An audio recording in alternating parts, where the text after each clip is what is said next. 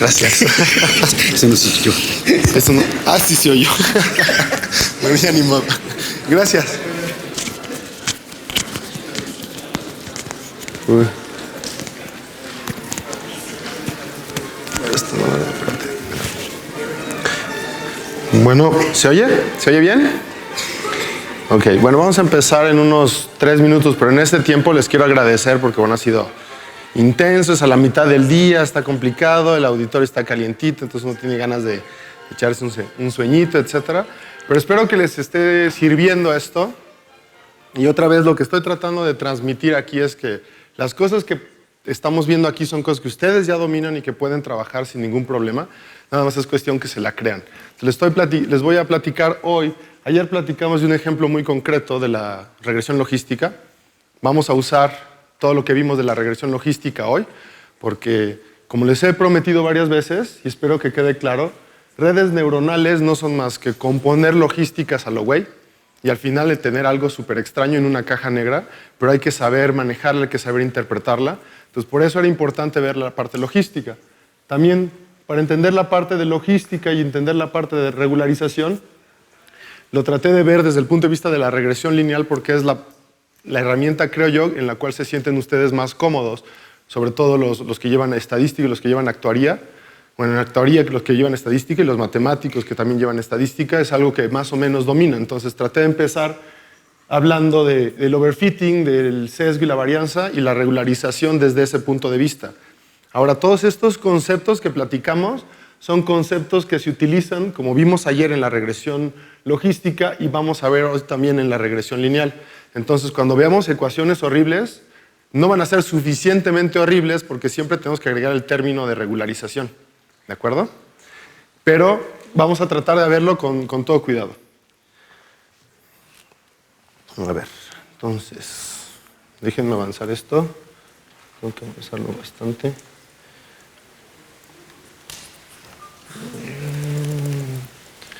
Regresión lineal, regresión logística.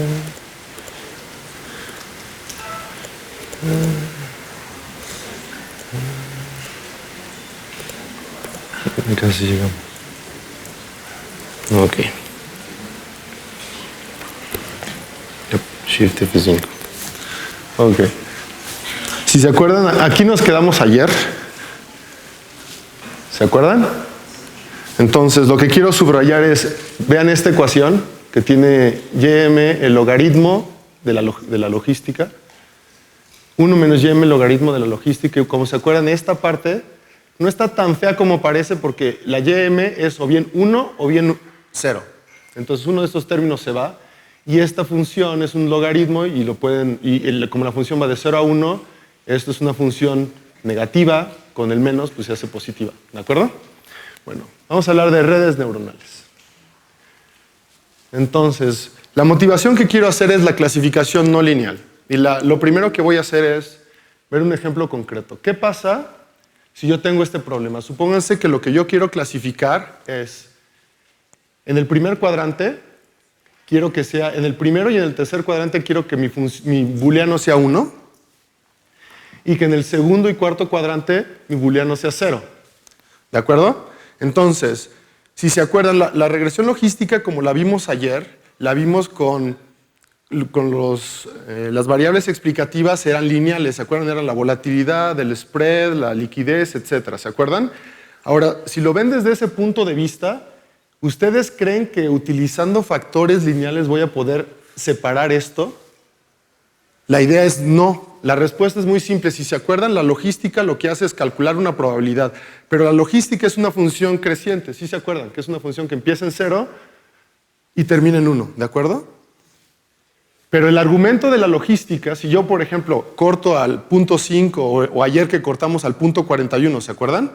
Cuando yo corto ahí, estoy separando entre y igual a 1 y y igual a 0, pero lo que estoy separando es una recta, porque si se fijan, la ecuación era teta multiplicado por x, entonces era teta 0 más teta 1, x1 más teta 2, x2, etc. ¿Se acuerdan?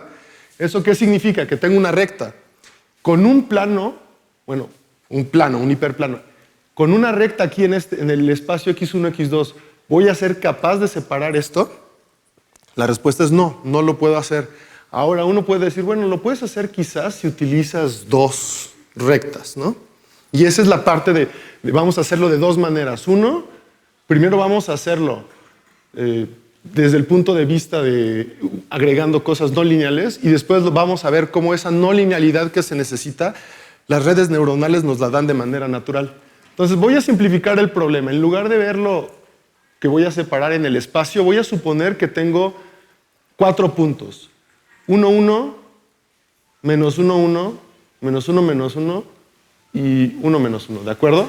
Entonces voy a suponer que tengo 4 puntos y quiero que en el punto 1, 1 aquí y valga 1 y quiero que en el punto menos 1, menos 1 y valga 1, ¿ok? Y quiero hacer lo mismo con esta parte. Entonces solo tengo estos 4 puntos, ¿ok? Entonces, si yo quiero utilizar la ecuación logística, la regresión logística, entonces tenemos que agregar características que sean no lineales. Ya les traté de motivar, la no linealidad tiene que ver en que no puedo utilizar una recta que me cree este patrón, ¿de acuerdo? Entonces, si se fijan en esta gráfica, aquí ven menos 5 y aquí ven más 5. Esta es la gráfica de la logística y por si, bueno, no se alcanza a ver bien, pero es 1 dividido por 1 más la exponencial de menos z, ¿de acuerdo?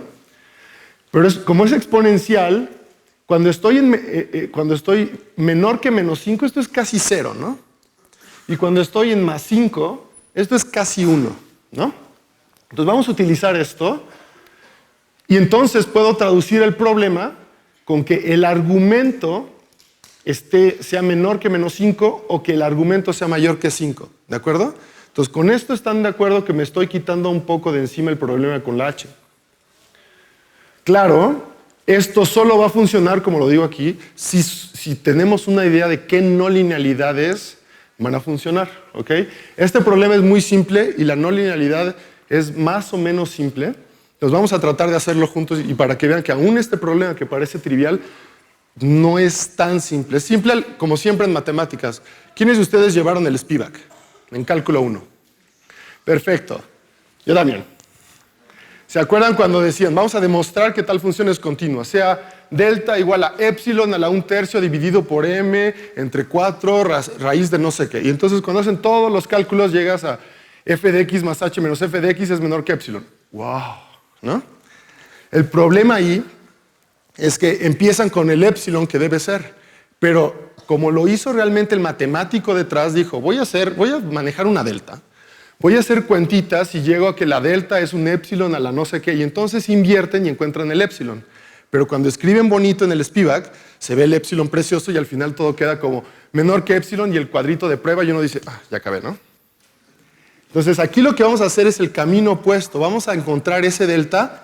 Y al final, cuando encontramos que ese delta es una cosa horrible, una constante horrible, que multiplica epsilon, pues ya sabemos que nada más hay que invertir y ya, ¿de acuerdo?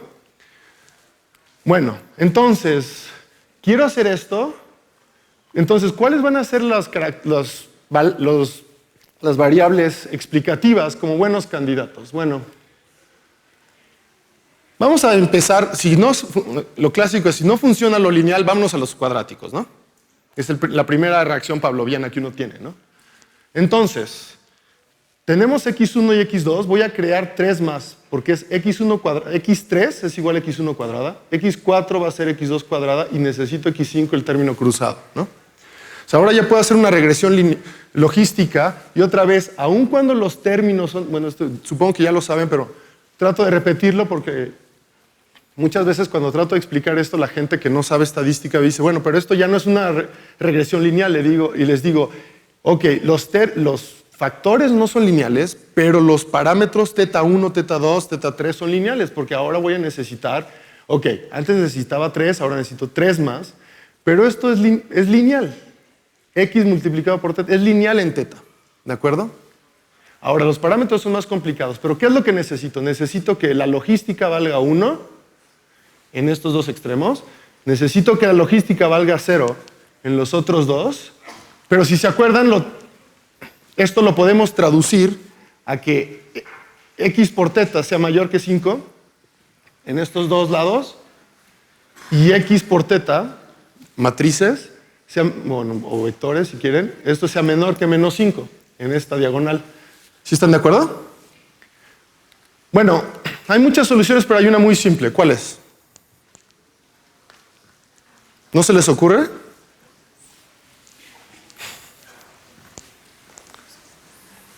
Vamos a ver por qué. Vamos a ver que esta funciona. Significa que lo único que me interesa es este término. La razón por la que me interesa es muy simple. Cuando x1 es igual a 1, x2 es igual a 1, yo quiero que y sea 1. Cuando calculo x por teta, el único término que sobrevive es el último y es 5 por x1, x2. ¿Están de acuerdo? 5 por x1, x2, 1 por 1 es 1, bien difícil. Por 5 es 5, aún más difícil. Y si se acuerdan, necesitaba que fuera mayor que 5, entonces la logística va a ser alrededor de 1. ¿Ok? Lo mismo con menos 1, porque menos por menos da más, tienen 5 y pasa esto. Ahora, cuando tienen signos contrarios, como aquí y acá, el valor va a ser menos 5, y entonces la logística va a estar aproximadamente 0. ¿No? Pues ya resolvimos el problema. Obviamente, si hubiera sido un problema más complejo, que hubiera tenido algo un poco más difícil, imagínense esto, y lo repiten, tener 8 cuadrantes. Bueno, 8 cuadrantes está bien idiota. Bueno, dividen esto en 2 y van cambiando y1, y0, y1, y0. Entonces van a tener un abanico con 8 en lugar de 4 con 8. Ya no es tan trivial, ¿verdad? Y además, ¿qué tal si la función que se me ocurrió ahorita, la cuadrática, no jala? ¿Qué es lo que uno tiene tendencia a hacer? Uno dice, bueno, vamos a buscarle entonces términos cúbicos, términos de potencia 4, potencia 5, pero ¿se acuerdan? Cuando estoy haciendo eso, estoy haciendo el modelo más complejo. ¿Y cuántos puntos tengo aquí? Tengo 4, ¿no? Si se acuerdan, eso significa que voy a estar pecando de overfitting. ¿Se acuerdan? Que es lo que vimos también. Entonces hay que decidir qué modelo va a ser el mejor. Entonces, cuando uno no tiene ideas, pues uno va a tratar de buscar una manera de que agreguemos términos no lineales de manera sistemática sin tener que decidir si va a jalar este término o no. ¿De acuerdo? Y eso es redes neuronales. Entonces vamos a empezar con la unidad logística. Esto es muy simple. Empezamos con x1 y x2 y siempre hay un término que le llaman... Bueno, la traducción literal sería unidad de sesgo, es la bias unit. Entonces le voy a llamar así, pero no sé si realmente se hace la frase en español. Pero la idea es que ustedes tienen estos dos y siempre agregan un 1. Entonces, el input no es nada más x1 y x2, va a ser 1 con x1 y x2. Después, ¿qué es lo que hacen? Si se acuerdan, tenía teta 0, teta 1 y teta 2. Y lo que hago es que cuando vean una línea azul, significa que es el producto. Entonces, 1 por teta 0, x1 por teta 1 y x2 por teta 2. ¿De acuerdo? Aquí, que es la señal, la voy a ver como teta por x. Estrictamente, cuando ven una pelota roja, significa suma. Entonces, empiezo con esto. Cada uno de los términos hay un producto y cuando llegan acá se suman. No, esto parece clase de kinder, pero bueno, lo que quiero es que quede muy claro porque esto lo vamos a repetir. Esto es la base de redes neuronales. La siguiente parte, ¿qué es lo que hago? Ya que tengo mi señal, a la señal le voy a aplicar la función logística que está aquí. O sea, a la z que está aquí le aplico la a. Entonces, cuando vean una flecha verde, significa que apliqué la función logística. Entonces, en pocas palabras, una unidad logística es, empiezo con un input, tengo unos pesos, parámetros o matriz de transición, si gustan. Cuando llego acá, multiplico y sumo, y después le aplico la función. Entonces, estrictamente, si se quieren olvidar de todo esto y dicen que es aburrido, perfecto, entonces nada más vean esto como que la función de activación es h de teta por x. Ahora, ahorita estoy cambiando la notación con respecto a lo que vimos antes. Antes era x por teta, pero porque era un vector horizontal y vertical. Ahorita el vector x lo estoy viendo vertical. Y el teta lo estoy viendo como una matriz de transición. En este caso, como voy un espacio, voy de 3 a 1. Si se acuerdan un poco de álgebra lineal, si van de 3 a 1, esto se convierte en una matriz de 1 por 3, ¿no? Por eso lo estamos viendo, porque es muy fácil verlo desde el punto de vista de matrices. Bueno, por simplicidad, cada que yo llegue aquí, voy a meter la flecha verde acá adentro. Entonces voy a considerar que cuando llego aquí, la mitad es la señal y la otra mitad es la función de activación, ¿de acuerdo? Entonces los voy a componer todo y es como si nada más nos vamos a quedar con esta parte, ¿de acuerdo? Para hacer las cosas más sencillas. Y bueno, les presento una neurona. Esto es lo que en redes neuronales, esto es una neurona, una unidad logística. Eso es todo. Ahora, ustedes pueden ver de por qué tiene que ver con función de activación, pues tiene que ver, si lo quieren traducir así, aquí está la sinapsis y aquí está la función de activación de la sinapsis, etc. ¿De acuerdo? Pero esto es una neurona. Entonces, cuando hablemos de neuronas aquí, vamos a estar pensando este tipo de unidad, ¿ok? Ahora, vamos a combinar unidades logísticas. Empecemos con la flecha azul, que es producto, y después tenemos la bola verde, roja, que es suma y activación, porque junté las dos. Entonces empecemos. Tengo esto de aquí, y voy a cambiar un poco la notación. Le voy a llamar a la activación, y el superíndice en paréntesis significa que estoy en la capa 1. Entonces estoy aquí, ¿de acuerdo? En la capa 2, ¿qué es lo que voy a hacer? Esto es la regresión logística, ¿no? Lo que tengo aquí es, voy a tener, otra vez, perdón. Tengo aquí, voy a tener tetas aquí de multiplicación. Cuando llegan aquí se suman, entonces va a ser teta 0 por 1, teta 1 x1, teta 2 x2. Y después aquí, eso le tengo que aplicar la función logística que está aquí, ¿de acuerdo? Pero, ¿quién me impide hacerlo dos veces? Nadie, ¿no? Entonces, puedo hacerlo aquí, puedo hacerlo aquí.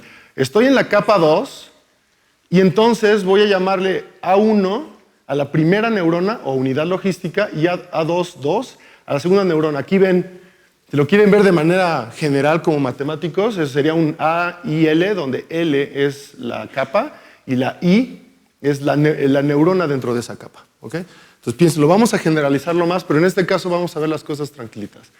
Ahora, mi transición, para la primera neurona tenía teta 0, teta 1 y teta 2, pero ahora tengo que distinguirlos. Entonces, el 1 tiene que ver que pega con la primera neurona. Entonces, el primer renglón, si ustedes multiplican teta 1 por A1, el primer renglón les va a dar esto por esto, les va a dar lo de acá, lo que vimos anteriormente, y el segundo renglón les va a dar acá. Entonces, ahora tenemos una matriz de transición que va de la capa 1 a la capa 2, y una vez que llegan ahí, le aplicamos la matriz de transición, tenemos la señal, a la señal le voy a agregar la unidad de sesgo, y entonces la señal completa va a ser, aplico la logística a la señal que tengo y le voy a agregar el número 1, ¿de acuerdo? Si ustedes olvidan el 1, si ustedes se olvidan de la unidad de sesgo, esto es muy sencillo, es x1, x2, y esto nada más es h de z2, ¿de acuerdo? Pero lo agrego por generalidad. Y bueno, ¿están de acuerdo que puedo hacer lo mismo con una tercera? ¿Verdad? Pues con la tercera, ¿qué es lo que tengo? Tengo una segunda matriz de transición. En este caso, como va de dimensión 3 a dimensión 1, es una matriz de 1 por 3. Y aquí, como ven, tengo el superíndice 1, me dice que es la transición hacia la capa 1, desde la capa 1. Aquí el superíndice 2 es la transición desde la capa 2. ¿De acuerdo? Entonces, la fórmula que tienen es esta, y supongo que no es nada complicado generalizar esto, ¿verdad? Bueno, vamos a verlo. Y otra vez, si le agrego la unidad de sesgo, esta va a ser la señal con la que voy a jugar. ¿Hasta ahí quedó claro? ¿Más o menos? Es importante que esto quede claro. Entonces, si no queda claro, levanten la mano. Yo sé que a lo mejor les da pena porque voltean y dicen, no, todos parece que está muy claro. Pero como decía César Rincón, un profesor que aprecio mucho, o todo quedó muy claro, porque nadie levanta la mano, o todo está suficientemente oscuro que nadie se atreve a decir, nadie dice, ¿qué sigue hablando este güey? Entonces, sí, genial. ¿Sí quedó claro? ¿Cuál es la diferencia entre A1 y A2? ¿Usas dos pesos diferentes? Sí. Por ejemplo, aquí A1, 2, el peso de transición es el primer renglón. En A2, 2, el peso de transición es el segundo renglón. Entonces, en este caso, en lugar de tener 3, tengo 6. Entonces tengo que calcular 6 parámetros para esta red. ¿Sí? Qué bueno, alguien hizo una pregunta, me siento realizado. Ok, entonces vamos a tratar de resolver. Este problema lo resolvimos sabiendo la no linealidad, ¿verdad? Ahora vamos a resolverlo con redes neuronales sin conocer la no linealidad. Y vamos a ver que justo la riqueza de las redes neuronales es que la misma red crea su propia no linealidad para resolver problemas que no son triviales desde un punto de vista matemático de saber a priori cuál es la no linealidad que hay que usar. Entonces, otra vez el ejemplo. Es el mismo de siempre. Entonces, quiero que valga 1 en este punto y en este, y quiero que valga 0 en este punto y en este. Entonces, vamos a dividir el problema en 3 unidades logísticas. El primer cuadrante, quiero tener algo que valga 1 aquí y que valga 0 en todos los demás casos. ¿De acuerdo? Y lo voy a hacer, lo necesito de manera lineal. Entonces, si algunos de ustedes ya llevaron cursos de ciencias de la computación, ya saben que, bueno, estoy hablando de la unidad AND, que es la conjunción, y ya saben más o menos a dónde le estoy tirando. Entonces, lo que voy a hacer es, quiero una unidad, la primera unidad es, quiero una conjunción para el primer cuadrante. La segunda unidad va a ser una conjunción también para este cuadrante, para el tercer cuadrante, y la tercera parte es la disyunción entre estos dos. ¿Están de acuerdo? Si yo por ejemplo, digo, el primer caso va a ser, en este cuadrante vale 1 y en todo lo demás vale 0. Segundo caso es, en este cuadrante vale 1 y en todo lo demás vale 0. Entonces, si a esas dos utilizo la disyunción, la O lógica, ¿están de acuerdo que llego a esto? ¿Verdad? Bueno, vamos a trabajarlo. Entonces, yo les propongo esto. Vamos a ver que sí funciona. Entonces, vamos a ver el primer caso. Cuando es 1 y 1, si hacen la multiplicación de x por eso, van a tener menos 15 más 10 más 10. Eso no es muy complicado, es 5, ¿verdad? Ahora, si me equivoco con las ecuaciones me dicen, porque a veces se me van los números. Cuando meto números así, como matemático, siempre me equivoco. Bueno, entonces eso da 5. Estamos de acuerdo que entonces cuando aplico la señal de activación de la logística, más 5 me da 1. ¿Se acuerdan que lo vimos? Perfecto. Ahora, si yo repito lo mismo aquí, por ejemplo, en este caso, ¿qué voy a tener? Voy a tener menos 15 más 10 menos 10. El resultado es menos 15. Eso me da 0. ¿Sí lo ven? En este caso voy a tener menos 15 menos 10 más 10. Y en el último caso voy a tener menos 15 menos 10 menos 10. Entonces son bastante negativos, por eso me da 0. ¿De acuerdo? La segunda unidad, si sigo el mismo argumento, me va a dar esto de aquí. ¿Están de acuerdo? Porque el único caso en el cual necesito menos 1 y menos 1 acá, que es el simétrico de este. ¿Están de acuerdo? No lo voy a trabajar, se los dejo de tareita, pero si no está claro, sí lo hago, pero creo que está más o menos claro. ¿Ahí vamos? ¿Sí?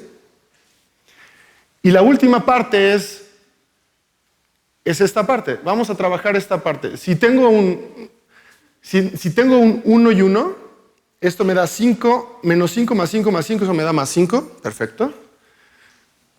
¿Verdad? Si tengo, a ver, este teta 2 es aquí. Si necesito que valga 0, el único caso que valga 0 es cuando todo vale 0. Entonces, si esto vale 0 y 0, significa que tengo menos 5, 0, 0, menos 5, eso me da 0. Ahora, si tengo, en este caso, si tengo aquí un 1 y aquí tengo un 0, entonces este vale menos 5 más 5, creo que está mal, ¿verdad? Porque me va a dar menos 5, este caso me va a dar menos 5 más 5 más 0. Eso me da 0, ¿no? Entonces esto no está tan bien. Pero ¿qué pasa si le cambio acá en lugar de menos 5? Le voy a poner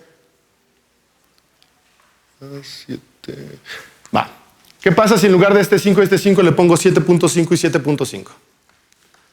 ¿Ah? Entonces, lo que estoy... A ver, le voy a poner 10. Según yo sí había salido. Pero, bueno, estamos de acuerdo que sí puedo lograrlo. ¿Sí? Porque si no me voy a pasar aquí todo el tiempo y se van a ustedes a aburrir más de lo que ya. Pero bueno, estamos de acuerdo que se puede lograr. Ok. Me disculpo, lo voy a cambiar cuando suba las cosas a internet, lo voy a cambiar. Pero ¿están de acuerdo que esto manualmente se puede hacer cambiando un poco los números de aquí? Y entonces llego a esto. Y cuando hago el conjunto, cuando empiezo con estos dos, este me da 1, este me da 0 y este me va a dar 1. Entonces, cuando hacen todo el camino de las 3 composiciones que llegan hasta acá, van a llegar justamente a que el 1, 1 te da 1, a que el menos 1 me da 1 y que los otros dos casos me dan 0. ¿Están de acuerdo? Entonces, ¿qué es lo que estamos haciendo aquí? Este es un primer ejemplo de redes neuronales en los cuales nada más necesitábamos 3 unidades y con esas 3 unidades muy simples y todas lineales logramos la clasificación que estábamos buscando. Ok. En el caso general, esto es lo que tenemos de una red neuronal. Pero antes de entrar en esto y antes de que se asusten, lo que quiero subrayar es, en las redes neuronales, lo que vimos en el ejemplo pasado es exactamente la filosofía de las redes neuronales. Es encontrar, que la propia red encuentre sus no linealidades de clasificación sin que nosotros le digamos, oye, tienes que utilizar términos cuadráticos. Entonces, si ustedes saben qué términos utilizar, las redes neuronales no son necesarias. Pero en muchos casos de aplicaciones, por ejemplo, la computadora que le ganó a Kasparov en ajedrez, obviamente que necesitaban que la computadora aprendiera sus propias no linealidades y encontrara sus propios parámetros. ¿De acuerdo? Entonces, bueno, si se acuerdan qué es lo que teníamos, empezábamos con la primera capa de inputs, ¿verdad? Teníamos una transición de la capa 1 a la capa 2, y esta transición es una matriz de transición que tiene que ver con cuántas unidades tenemos. Aquí tenemos n variables explicativas, en la capa 2 tenemos S2, en la capa 3 tenemos S3 unidades. En general, en la capa L viene de la capa L-1 a través de la transición teta y tiene SL unidades, ¿de acuerdo? Hasta el final llegan a la capa gran L y esta es la unidad final. Entonces, la regresión logística la pueden ver como un caso particular de las redes neuronales en las cuales todas estas cosas, toda esa parte que están aquí, no existe.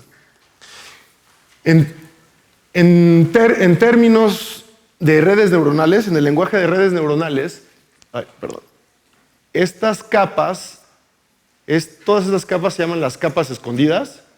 Y cuando se habla de deep learning y no sé qué, no es más que tienen más de 3 capas, es todo. Entonces, cuando dicen, sí, vamos a hacer super mega deep learning para ver que los coches se manejan solos y todo, estrictamente dicen, agrega capas a lo güey y ya estuvo. Obviamente que, como pueden ver aquí, antes, cuando en una sola capa teníamos un solo parámetro, y era un solo vector, ¿se acuerdan? Cuando teníamos la regresión logística. Ahora tenemos una matriz, que ¿de qué tamaño va a ser la matriz? Si se fijan, contando la unidad de sesgo, la matriz es una matriz que, bueno, supónganse que no hay unidad de sesgo, la matriz va de SL, la teta L, va de SL a SL más 1. Entonces la matriz tiene que estar invertida, entonces tiene que ser de tamaño SL más 1 multiplicada por SL. ¿De acuerdo? Entonces esto se vuelve un desastre. El punto es, ¿se acuerdan lo de la regresión logística de ayer y las ecuaciones? Vamos a tener las mismas ecuaciones, que hay que encontrarle el gradiente, pero tenemos un montón de parámetros. Entonces ya se empiezan a dar cuenta de dónde viene la complejidad de las redes neuronales. No es una complejidad matemática en sí, es una complejidad, yo pensaría, más computacional, porque esto se vuelve un desastre. El ejemplo que vamos a ver después de presentar esto es un ejemplo de aplicación para predicción de precios. En un segundo se tienen datos ahorita, cuál va a ser el precio de un activo financiero un segundo después. Y el número de parámetros con los que va a jugar la persona que escribió ese artículo de investigación son 200,000. Entonces estamos de acuerdo que ese es más un problema computacional que un problema matemático desde el punto de vista teórico. ¿Ok? Bueno, entonces, esto ya lo habíamos visto antes, pero es la generalización. Si yo tomo aquí A, I, L, significa que es la activación de la unidad I en la capa L. ¿De acuerdo? ¿Y cómo la traduzco? Lo traduzco como la señal de la capa L y a esa señal le aplico la regresión logística. ¿De acuerdo? Y otra vez, si se acuerdan, esa es la matriz de transición. La transición de la capa L a la capa L más 1 es a través de teta L. Entonces esto me da la señal. Y una vez que tengo la señal, le puedo aplicar la logística y entonces tengo la activación. ¿Sí lo ven?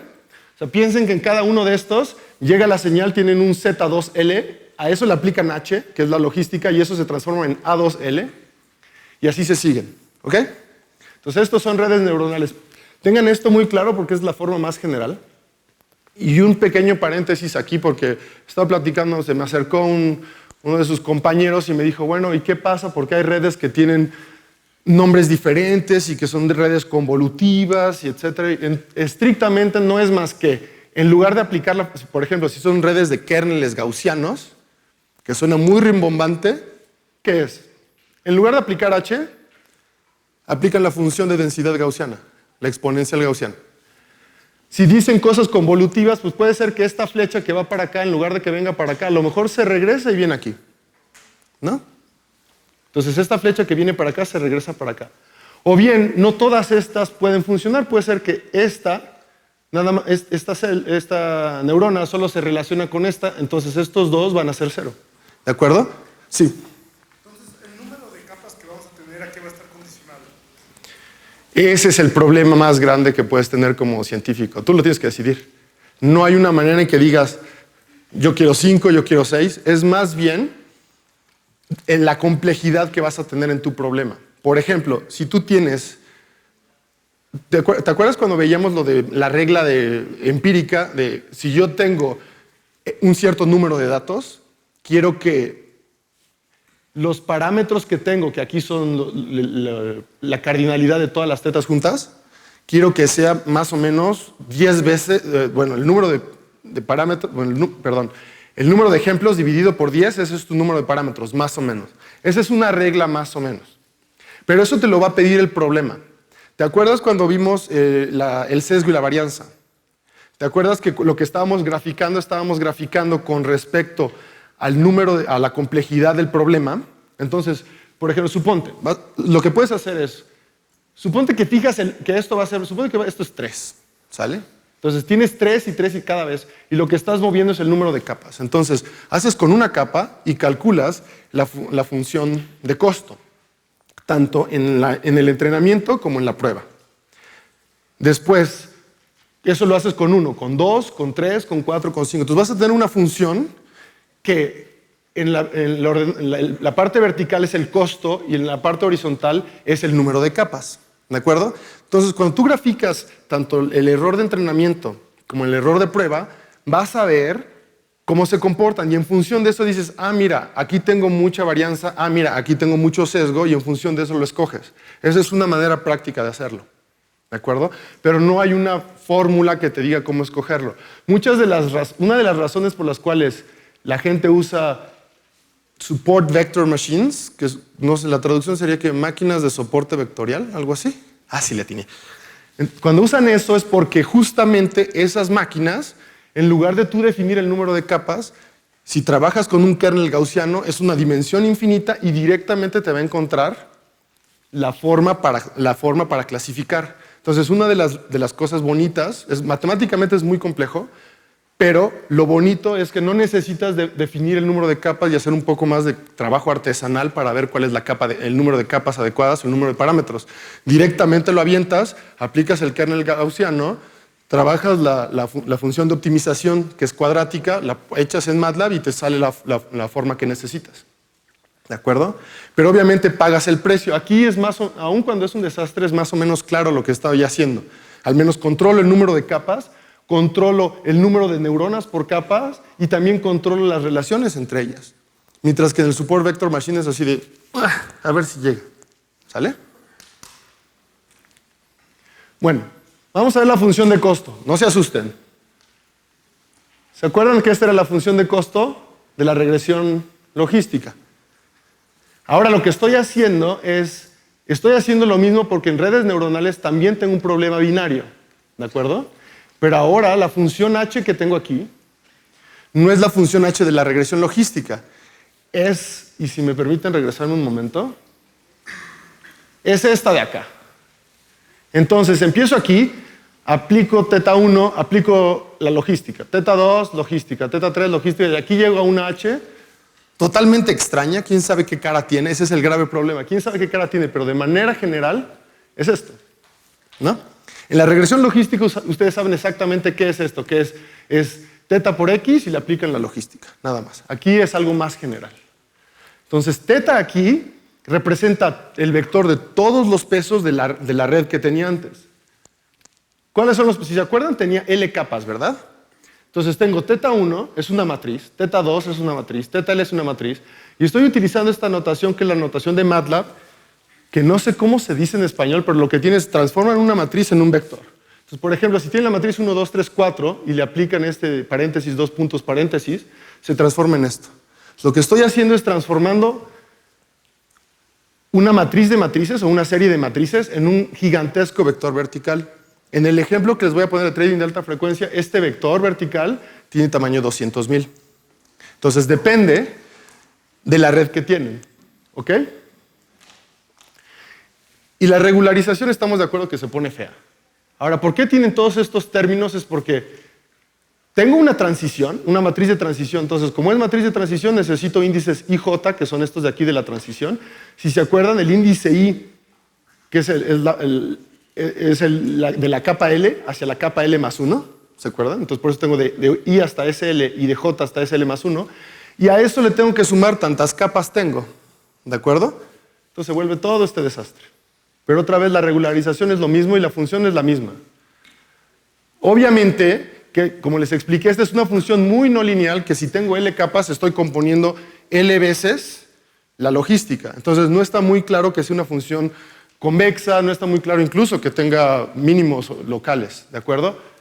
Bueno, estrictamente sí los tiene si están trabajando en un espacio compacto, pero lo que quiero decir es, no está muy claro que si yo llego a un mínimo local, como lo que vimos ayer, que este mínimo al que yo llegué no es el mínimo global que voy a tener en la función, ¿de acuerdo? Tengo muchos mínimos locales.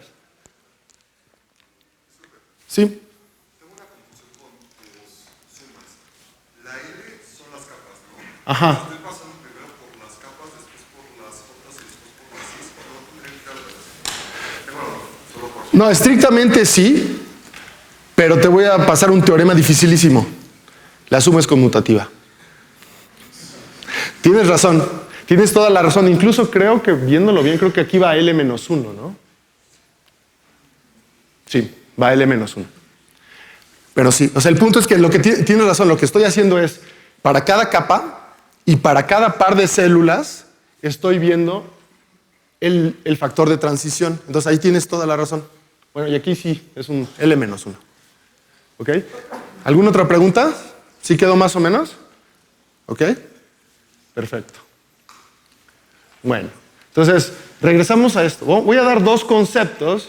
El primero es la propagación, no sé cómo se traduciría en español, hacia adelante, y después está la backward propagation, que supongo que va a ser propagación para atrás.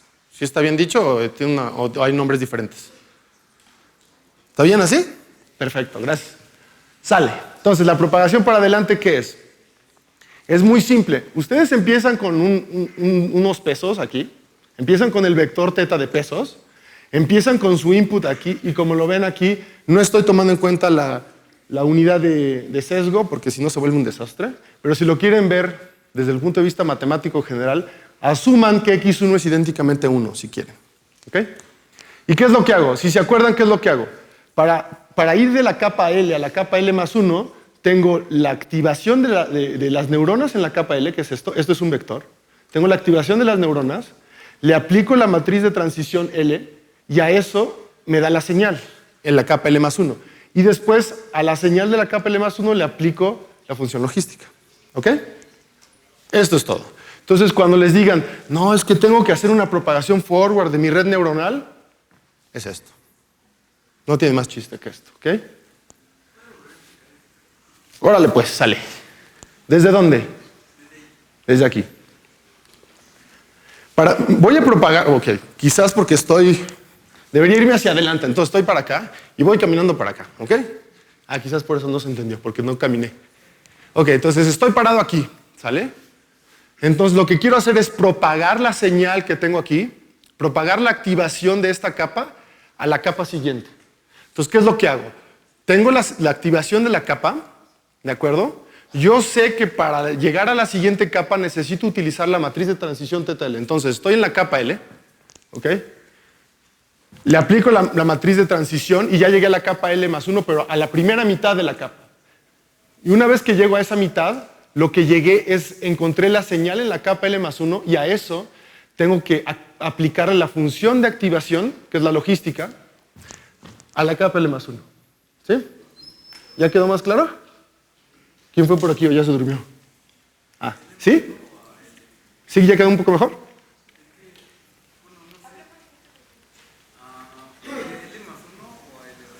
No, es que esta L, lo que estoy haciendo es, la capa L, tengo una activación de la capa, bueno, a lo mejor porque no se ve bien, esta es una L chiquita.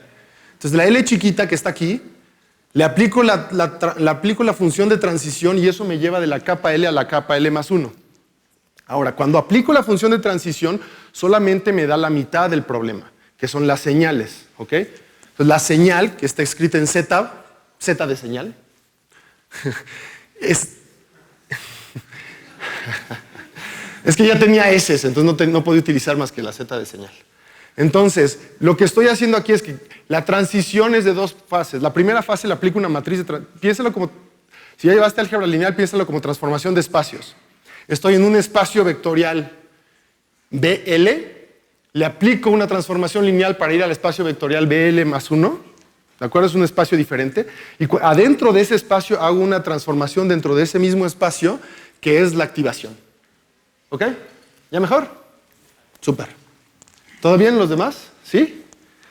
Y entonces estamos de acuerdo que así me sigo hasta llegar a la última capa, donde la última capa me da esta Y sombrerito, que es mi estimador, y voy a comparar el error entre mi estimador booleano y la verdadera señal que tengo. ¿De acuerdo? Sí.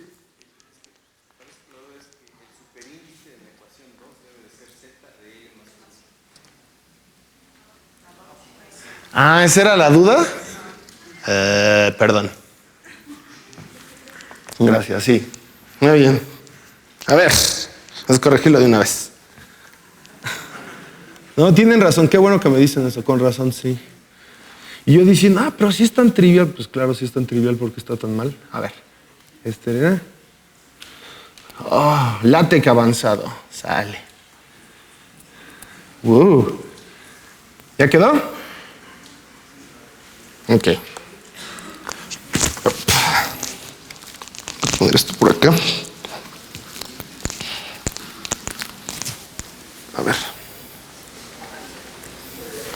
¿Eres el problema entonces? Perdón. A ver. ¿No funciona?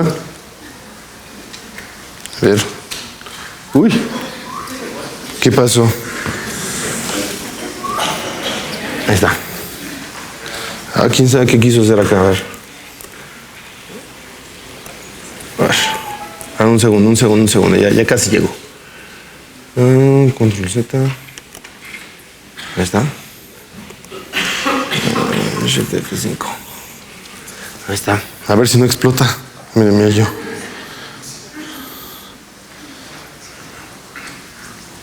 Ups. Ya quedó. ¿Sale? Perfecto. Entonces ya estamos bien. Entonces otra vez, ok.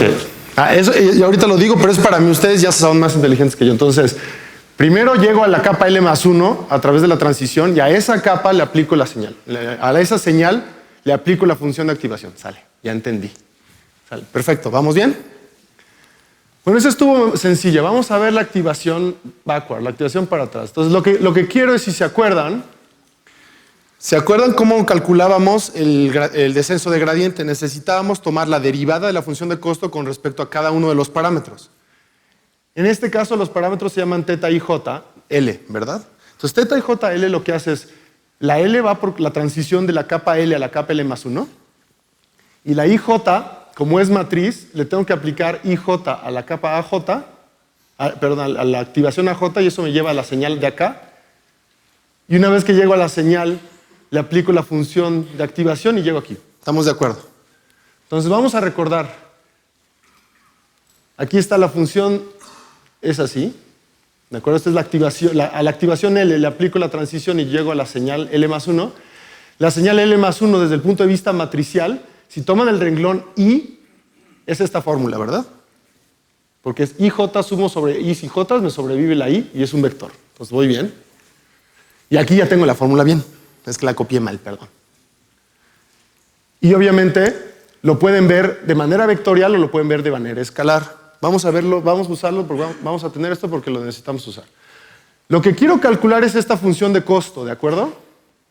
Pero para calcular la función de costo con respecto a estas variables, lo que voy a hacer es regla de la cadena. La regla de la cadena es voy a derivar primero con respecto a la señal y después derivo la señal con respecto al parámetro. ¿Sí lo ven?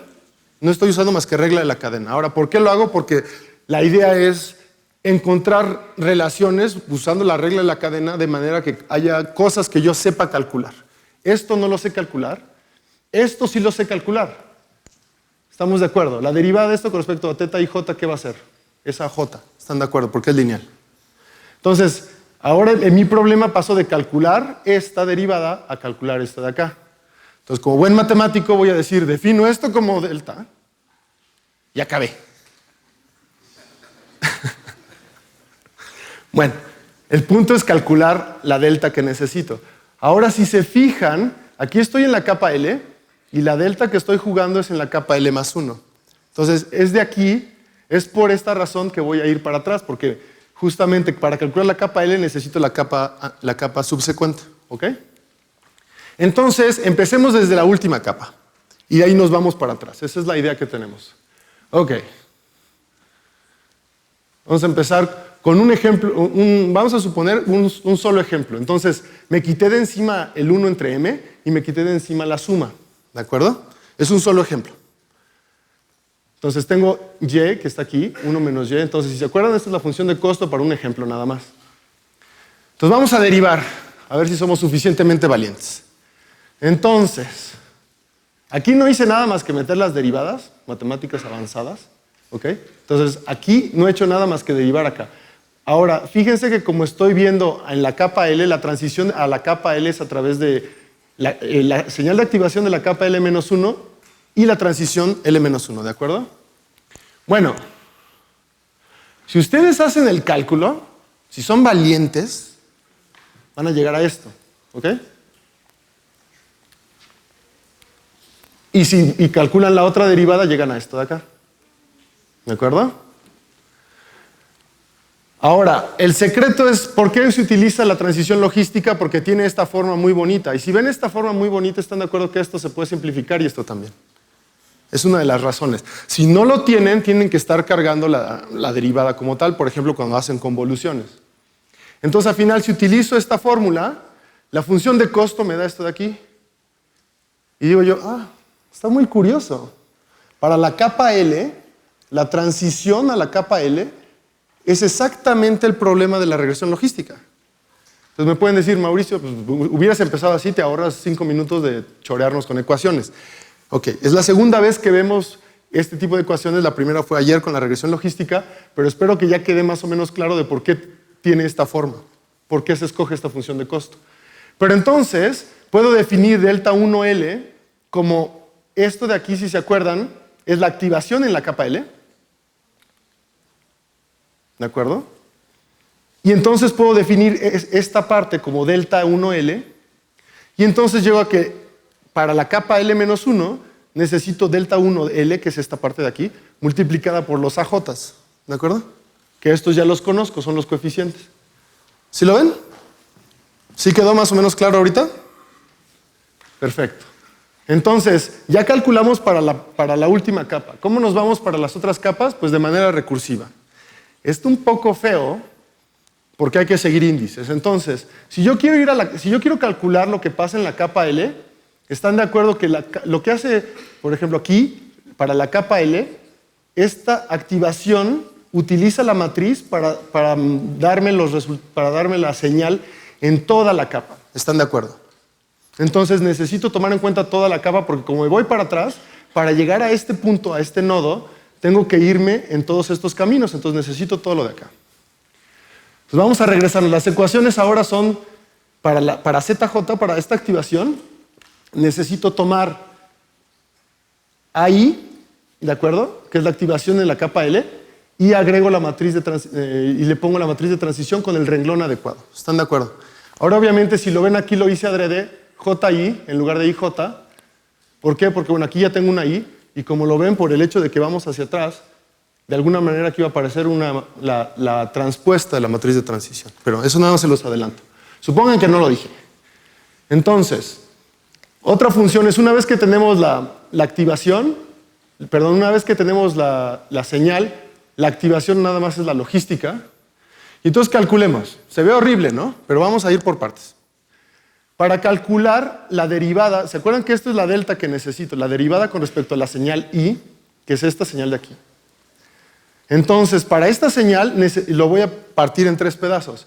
Entonces tengo la función de costo con la señal I, L, Z y L, pero lo voy a partir en la señal L más 1 que ya conozco y lo voy a partir con respecto a la activación que también conozco.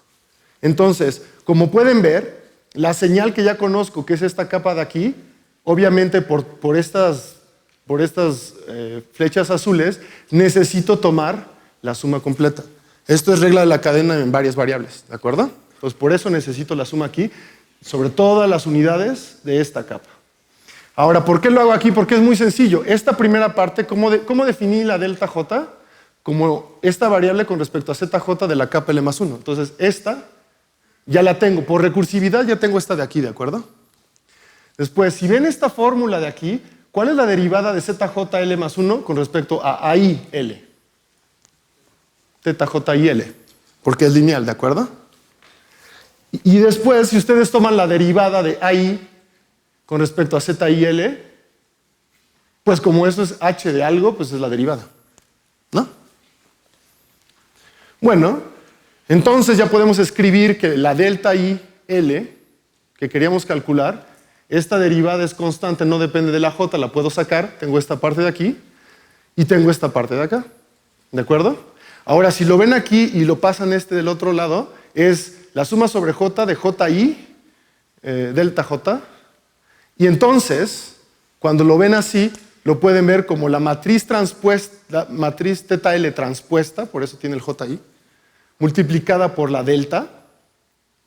Y ahora lo que estoy usando aquí es el operador MATLAB punto asterisco, es decir, este es un vector, esta es una matriz multiplicada por un vector, este es otro vector, los dos vectores tienen el mismo tamaño y cuando utilizan esto es una operación en la cual si tienen el vector A y el vector B, que este es A1 hasta AN y este es B1 hasta BN, esta operación les va a dar A1 B1 como primera entrada, A2 B2 como segunda entrada y AN BN como última entrada. Entonces, como ven, la supercomplejidad de la backward propagation es una línea en MATLAB o en R, por ejemplo. ¿De acuerdo? Y bueno, esos son todos los ingredientes que tenemos. Es todo lo que se necesita para calcular redes neuronales. Entonces, ¿sí quedó claro? ¿Más o menos? Entonces, ¿cuál es la receta que hay que seguir? Estamos entrenando nuestro algoritmo, entonces tenemos un conjunto de entrenamiento X1Y1 hasta XMYM, ¿de acuerdo? Lo que vamos a hacer es vamos a inicializar de manera aleatoria los pesos de θ, ¿de acuerdo? Voy a inicializar los gradientes como ceros, y los inicializo como ceros porque como vamos a ir sumando, voy a ir agregando cosas. Y entonces, para cada uno de los ejemplos que tenemos aquí, ¿qué es lo que voy a hacer? Para ese ejemplo particular, voy a utilizar la propagación hacia adelante para calcular todos los ALs de todas las capas. ¿Se acuerdan? Entonces empiezo con este vector, le calculo con la matriz de transición A1 y llego a la capa A2. Después, esa es la señal, a eso le activo la logística y llego a A2. Después a eso le aplico la matriz más la logística, llego a A3. Matriz más logística, llego a A4, etc. ¿De acuerdo? Entonces ustedes calculan todas esas cosas. Y una vez que llegaron al final, entonces déjenme hacer un poco gráfico. Estoy acá y me voy moviendo para acá, A1, A2, A3, A4. Llego hasta AL, ¿ok? Y una vez que llegué, tengo que calcular las deltas. Entonces voy delta L, delta L menos 1, delta L menos 2, menos 3, hasta delta 2. ¿Ok? Y si se acuerdan cómo era el gradiente, cómo era la derivada de la función de costo con respecto a θ i JL, era esta parte, ¿se acuerdan? Pero eso era para un solo ejemplo. Ahora tengo m ejemplos, ¿verdad? Y si se acuerdan, la función de costo para m ejemplos, ¿qué era? No era más que sumar y dividir entre 1 y multiplicar por 1 entre m. ¿Sí se acuerdan? Entonces, ¿qué es lo que hago? Tomo estas de aquí, multiplico por 1 entre m y sumo. ¿De acuerdo? Y ya acabé. Ahora, si le quiero agregar regularización, si se acuerdan, lo que le tengo que agregar al gradiente era lambda de teta y JL, pero solamente si no estaba trabajando yo, si J es diferente de 0, si no es la unidad de sesgo. ¿Se acuerdan? ¿Ok? Y entonces ya puedo cambiar el valor de teta con respecto al descenso de gradiente, que es que el nuevo valor va a ser el valor que yo tenía originalmente. Este es el gradiente, esta es la tasa de aprendizaje, entonces menos la tasa de aprendizaje en la dirección del gradiente. ¿Ok? Y repiten esto hasta que converja. ¿Ok?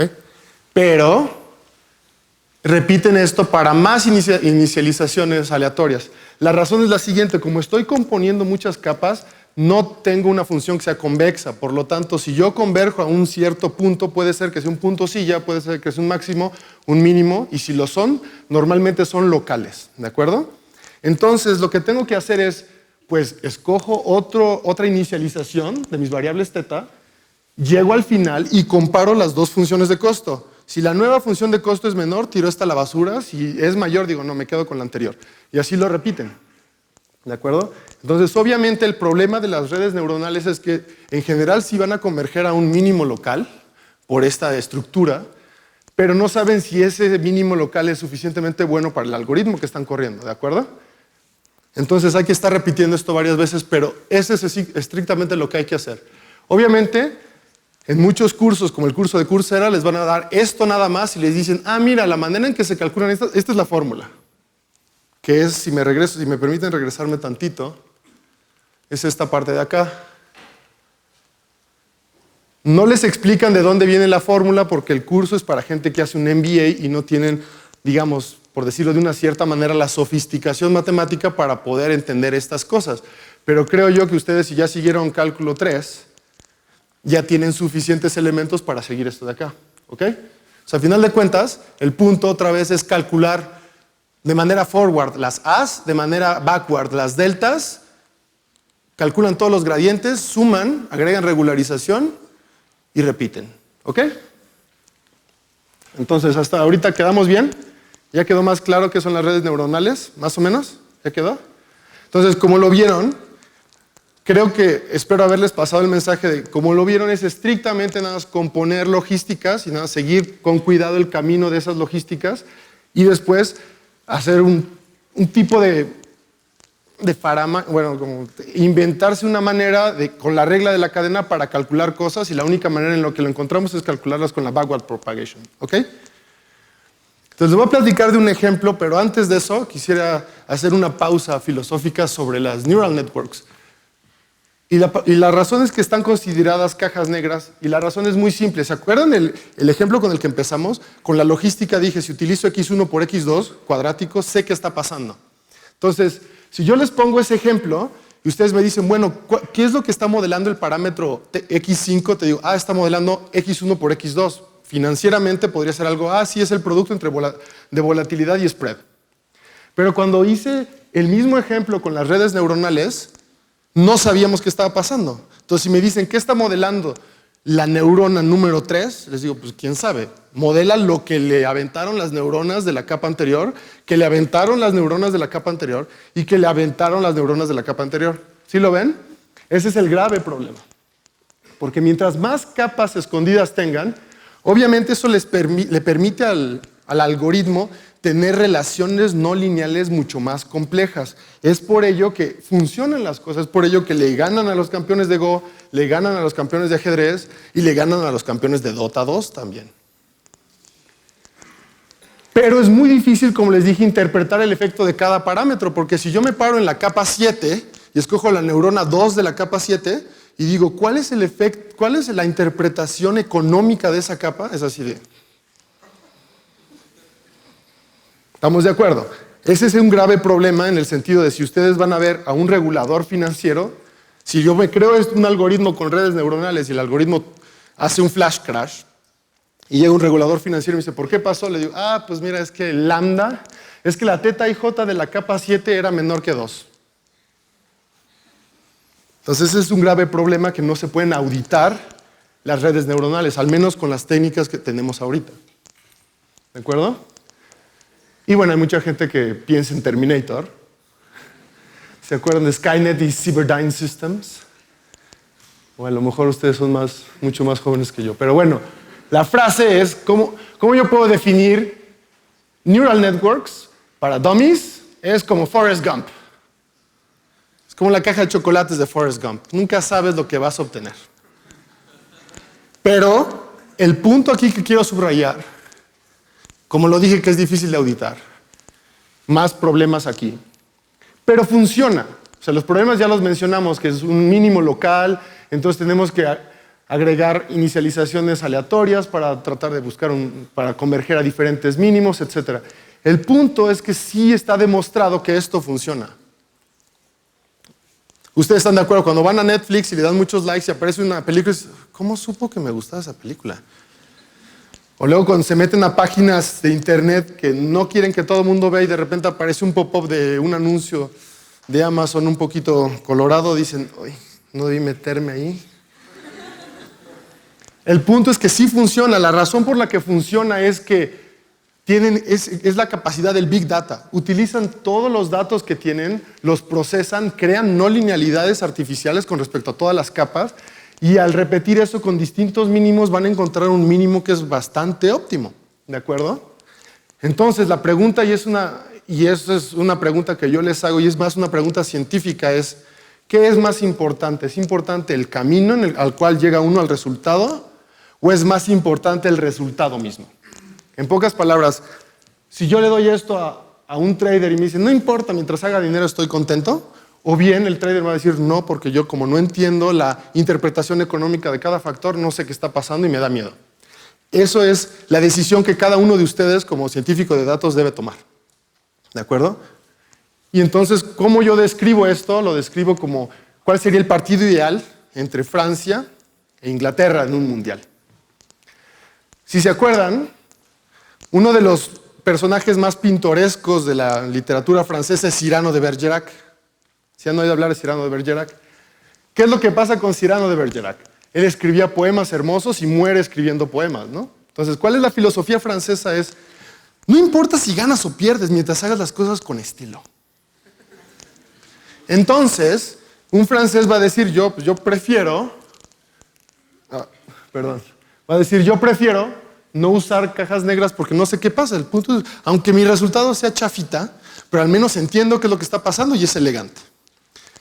Los británicos tienen a Shakespeare y una obra de Shakespeare que se llama All Well That Ends Well, que significa, pues no importa cómo sea el asunto, si llegaste al resultado, no me digas cómo llegaste, nada más dime que llegaste y con eso lo uso. ¿Cuál sería el partido ideal de fútbol en el Mundial si se enfrentan Francia e Inglaterra? Es Francia dominando el partido e Inglaterra gana en el último minuto con un autogol francés. Entonces, Francia dice, jugamos con estilo, con panache, y perdimos, no importa, pero jugamos con estilo. Y los ingleses, no, jugamos horrible, pero ganamos. Entonces, esto que les platico, que es bueno, sí es en broma, pero es justamente si lo traducen al tipo de, a la ciencia de datos, es un problema que ustedes tienen que definir. Si se transforman en franceses por un momento o se transforman en ingleses por otro momento. Y tiene que ver con el problema que están trabajando, el tiempo que tienen para procesar dicho problema y el tiempo que tienen para encontrar una solución. ¿De acuerdo? Entonces, vamos a ver rápido un ejemplo de redes neuronales y trading de alta frecuencia. Esto no es una platicadita de un paper que se llama Deep Learning for Limit Order Books, que lo pueden bajar de este sitio Archive, que es el sitio de preprints, y lo escribió un italiano que es Justin Sirignano. Me pareció que era interesante y la razón es la siguiente. Él hace la distinción entre modelos, entre un enfoque basado en modelos y un enfoque basado en datos. Si ustedes toman sus cursos aquí en la facultad y dicen, vamos a modelar el libro de órdenes, que el libro de órdenes no es más que la oferta de liquidez a la venta y a la compra de un activo financiero. Entonces, ¿qué es lo que voy a suponer? Supongamos que las órdenes llegan con un proceso de Poisson. O no suficientemente complejo con un proceso de Hawkes, que es un proceso de Poisson con una memoria. Y el libro de órdenes, pues hay una liquidez y entonces se va a rellenar. Una vez que se consume la liquidez, el mismo libro se va a rellenar otra vez a una cierta tasa de cambio y el precio medio, el precio del activo, va a seguir un proceso estocástico. Entonces, un proceso de Ito, pero si no lo quieren continuo, va a ser un proceso de Levy. Entonces, ¿qué es esto? Lo que estoy haciendo es, estoy construyéndome un modelo que va a describir las relaciones de mi sistema. Este es el enfoque clásico de probabilidad y el enfoque de los quants que hacen problemas de opciones exóticas. Porque no tienen suficientes datos, necesitan crearse un modelo para generar datos artificiales y entonces ponerle precio a los productos. ¿Qué pasa cuando yo tengo muchísimos datos? No hago ninguna suposición sobre la dinámica del sistema. Y lo único que voy a hacer, y esto a lo mejor les va a dar emoción a los que les gusta la estadística bayesiana, es voy a trabajar puras probabilidades condicionales y las voy a ir updateando. ¿Cómo se dice eso en español? ¿Actualizando? Gracias. Las voy a ir actualizando cada vez que voy iterando. Entonces, ¿qué es lo que voy a hacer aquí? Tomo el estado de mi libro de órdenes ahorita y voy a tratar de calcular la probabilidad condicional de que los precios suban o bajen con respecto al estado actual. Entonces calculo la probabilidad al tiempo t más h condicionado al estado de mi sistema al tiempo t. ¿De acuerdo? Pero en este caso no me pregunto si las cosas llegan con un cierto proceso o no. Entonces las preguntas son diferentes. Y lo que quiero subrayar es que ninguno de estos dos enfoques está mal y ninguno de los dos enfoques está bien. Es una cuestión de qué es lo que quieren ustedes modelar, cuáles son los resultados que tienen, cuáles son las herramientas que tienen y cuánto tiempo les está dando su jefe para que lo resuelvan. ¿De acuerdo? Entonces, en este caso, obviamente, como estamos viendo en Neural Networks, voy a trabajar con esto, pero esto no significa que este tipo de enfoque sea inadecuado. Es solamente que cuando tienen muchos datos, quizás, y sobre todo si saben que las redes neuronales, como vimos, generan sus propias no linealidades y sus propias relaciones, quizás las suposiciones están de más. Y en este caso, tiene razón. Entonces, ¿qué es lo que él hace? Entonces, lo que él va a hacer es el mejor precio de compra y el mejor precio de venta al tiempo t más h, va a construir la distribución conjunta de estos dos valores, condicionada con el nivel de oferta al tiempo t. Y lo que él hace es, me tomo 10 niveles de oferta. Si ven los precios, si ustedes ven en las noticias, dicen, el dólar está aquí a la compra y aquí a la venta, ¿no? Pero eso no es el único precio. Hay más precios de venta y hay más precios de compra. Y cada uno de esos niveles tiene un cierto volumen, es decir, el número de dólares que ustedes pueden cambiar. ¿De acuerdo? Entonces, él lo que hace es, me tomo los volúmenes de 10 precios de venta y 10 precios de compra y voy a utilizar eso como mi libro de órdenes. Y la diferencia con las clásicas redes neuronales y este artículo de investigación es que agrega algo que él le llama la distribución espacial. Una red neuronal normal, el resultado que ustedes obtienen, en el caso que les puse yo en una red normal, era un resultado binario, ¿se acuerdan? 0 o 1. Si se acuerdan ustedes lo que vimos ayer, espero, que puedo hacerlo con multiclases. Entonces, nada me impide repetir el mismo proceso de multiclases para redes neuronales.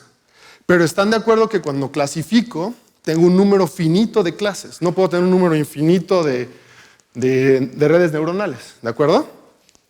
Entonces, él lo que hace en su artículo, traduce en algo, bueno, primero lo extiende a los enteros, y a eso y a la hora de extenderlo le da calcula ciertas distribuciones, y a esas distribuciones ya les puede dar una cierta relación. Entonces, esto es lo bonito de este artículo, me parece a mí, es que las redes neuronales normales, cada uno de los ejemplos que usan están suponiendo, como buenos estadísticos, que son variables I y D, ¿verdad?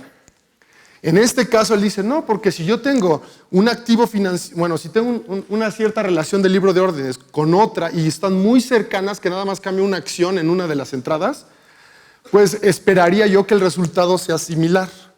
Entonces, en ese caso él está violando de manera, a propósito, el hecho de que sean independientes las entradas, pero ¿por qué lo hace? Porque a la hora de hacer eso, va a construir una cierta función de relación que está basada en una cierta probabilidad de transición también y probabilidades condicionales. Y eso le permite, desde el punto, si ustedes han hecho algo de ecuaciones diferenciales, eso le permite moverse a un problema local en el cual ustedes están buscando un mínimo local ahí y después se mueven a través de su espacio. Bueno, esto ya es un poco más técnico, pero si ustedes tienen un espacio compacto, lo pueden cubrir con un número finito de conjuntos abiertos. Entonces lo hacen localmente y entonces eso se traduce a lo que están tratando de buscar. Es un ejemplo, nada más es para motivarles cómo se hace lo que está haciendo esta persona y está muy padre. Y una de las cosas que más me gustó es que el spread, que es la diferencia entre el precio de compra y de venta, muchos matemáticos lo suponen lo suponen constante. Pero eso no es cierto, el spread cambia con respecto a fluctuaciones de liquidez. Entonces hay muchos matemáticos, sobre todo con el enfoque basado en modelos, que suponen que el spread sigue un proceso, como el spread es una cosa que siempre se abre y se cierra, es un proceso de retorno a la media, ¿no? El clásico proceso que usan es Ornstein-Uhlenbeck, una R1. Entonces lo modelo así, entonces estoy agregando el spread, ya tenía mi proceso de Poisson, tenía mi proceso de Levy, y le agrego el spread y ya lo puedo resolver. Esa es una solución. La otra es suponer, bueno, no se mueven juntos, y la verdad es que tiene razón que no se mueven juntos. Si ustedes ven el índice Nasdaq, más del 50% del tiempo, cuando sube el precio bid, no sube el precio ask. No están seguidos. Y si ustedes toman en cuenta la mitad más ilíquida de los activos del índice Nasdaq, solamente 17% del tiempo se mueven juntos. Entonces hay que considerar el spread como una variable en sí. Bueno, ¿cuáles son las hipótesis? Supone que hay un número infinito de precios, ¿de acuerdo? Obviamente para redes neuronales clásicas no podemos tener un número infinito de argumentos de entrada, entonces él lo dice, bueno, para las redes neuronales clásicas lo voy a suponer que tengo 101 niveles de precio, ¿ok? Y entonces, ¿qué es el libro de órdenes? El libro de órdenes es, este es el precio, el mejor precio ask, es este de aquí, y este me da un volumen de 3,000, este me da un volumen como de 4,500, etc. Entonces, al instante T, estos son los datos que tengo. Entonces, mis datos de entrada va a ser el número de acciones que tengo en cada uno de los niveles del libro de órdenes, ¿ok? Entonces, al instante T tengo esto, y lo que quiero es que esto, al instante T más H, me prediga hacia dónde se van a mover el precio de compra y el precio de venta, estos dos precios, ¿ok? Bueno, esto ya lo platicamos. Y ahora, él utiliza un horizonte de 1 segundo. Entonces, al instante T, voy a ver quiero predecir el precio en 1 segundo después. Entonces, ¿estamos de acuerdo? Eso ya cuenta como high frequency trading. Estoy prediciendo precios al segundo que sigue. Entonces, piensen, ¿cuántos datos voy a tener? En el Nasdaq está abierto de las 9:30 a las 4. 6.5 horas les da 23,000 segundos. Creo que es suficiente para calibrar diario, ¿no?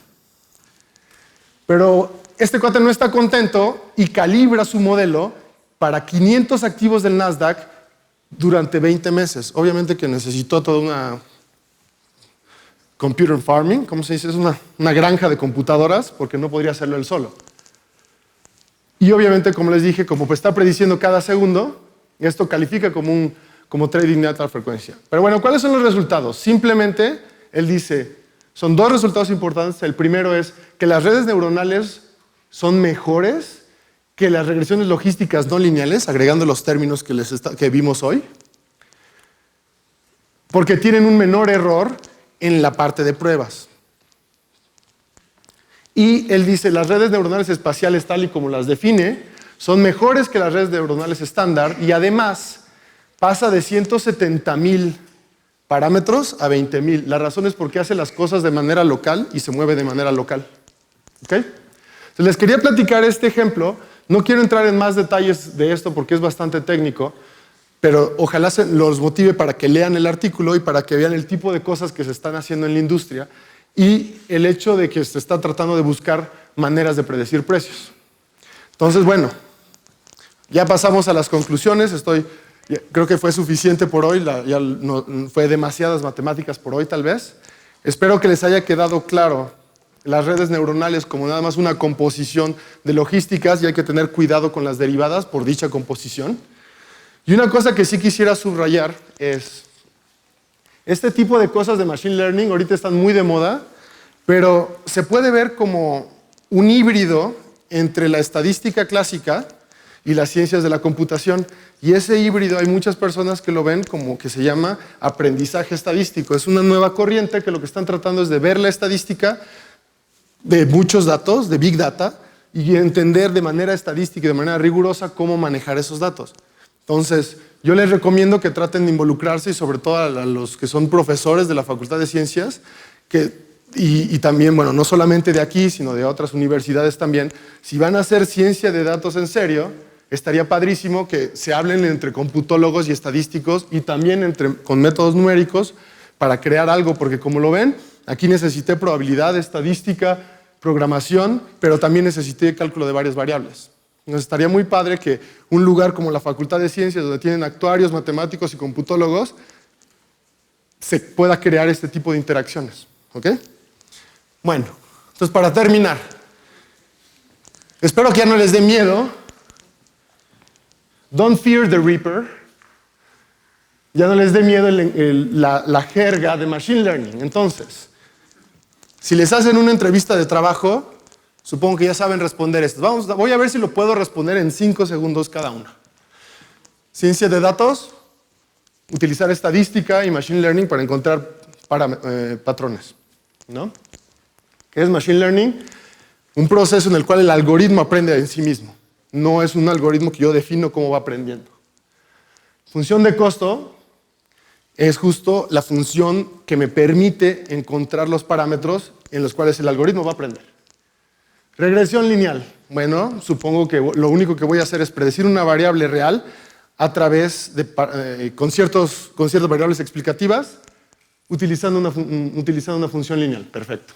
En los parámetros. Entrenar el modelo no es más que resolver la función de costo, pero suena más bonito entrenar el modelo.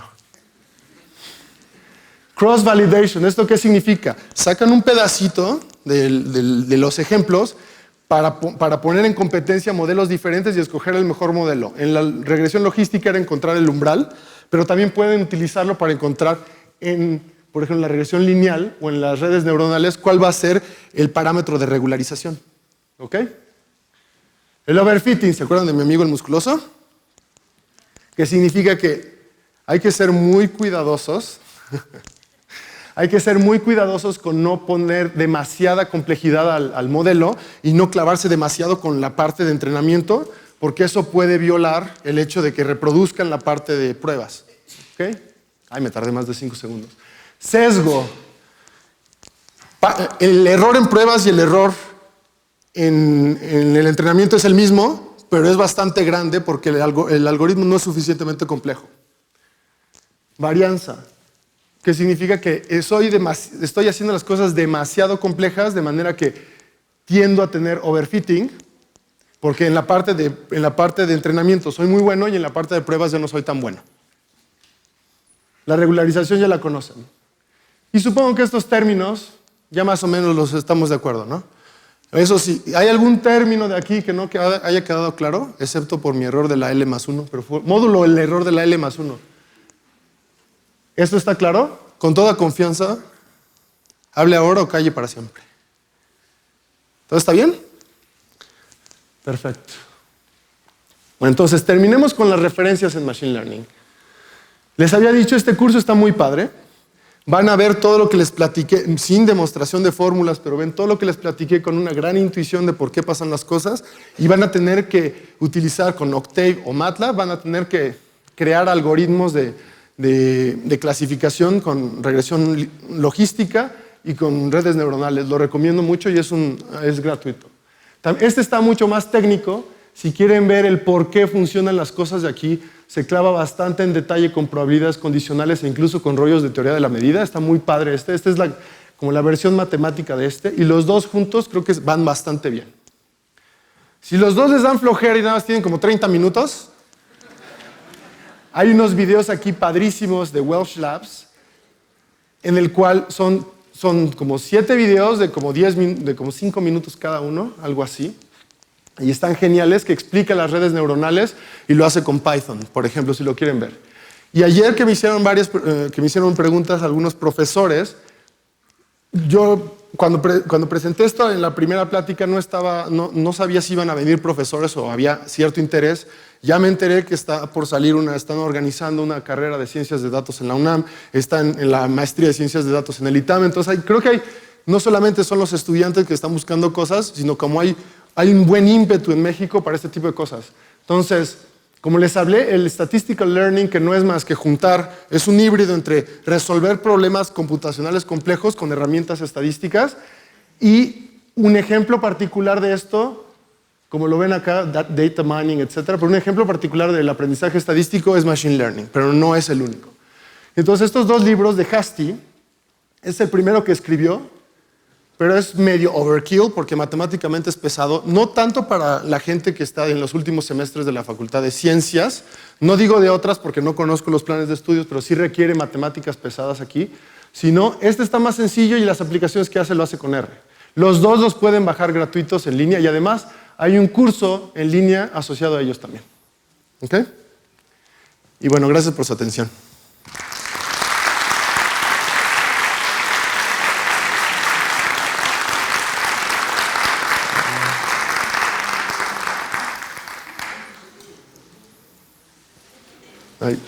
¿Preguntas?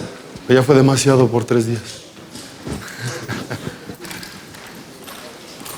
¿No? Agradecemos de nuevo a Mauricio por su plática de hoy y de todos estos 3 días, ¿no? Bueno, vamos a... Gracias. Si no tienen preguntas, entonces vamos a... Bueno, pues ya le agradeció a Alex a nombre de todo el comité organizador y bueno, pues una vez más el hecho de que uno de nuestros egresados esté aquí, que alguna vez estuvo allá, compartiendo sus experiencias, yo creo que es muy valioso y también es parte de lo que deberíamos de aprender como comunidad, alguna vez poder estar acá de este lado, compartiendo con las futuras generaciones lo que aprendemos afuera. Muchas gracias, Mauricio, y a nombre del comité organizador, especialmente de mis colegas de Ruth Fuentes, de Lisbeth Naranjo y también de Eduardo Martínez, pues te otorgamos esta constancia firmada por la directora de la Facultad de Ciencias por tu participación en este taller y en nuestro seminario, que esperamos seguir contando contigo cada año, como lo hemos hecho en los últimos años. Muchas gracias. Muchas gracias.